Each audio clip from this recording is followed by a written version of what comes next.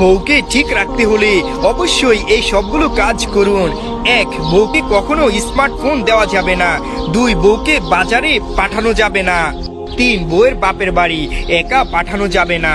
আর 4 number হচ্ছে কোনো পুরুষকে বাসায় আসতে দেওয়া যাবে না, হোক সে খালাতো ভাই, মামাতো ভাই কিংবা ফুফাতো ভাই। 5. বিয়ের পর পড়ালেখা বন্ধ। 6 হচ্ছে বিয়ের পর কোনো গায়ে হলুদের অনুষ্ঠানে পাঠানো যাবে না। 7. ঘরের বাইরে কারো ঘরে পাঠানো যাবে না। 8. আপনার বাচ্চাদেরকে স্কুলে বা বিদ্যালয়ে মাদ্রাসায় পাঠানোর জন্য বউকে যতটা সম্ভব না পাঠানোর চেষ্টা করবেন।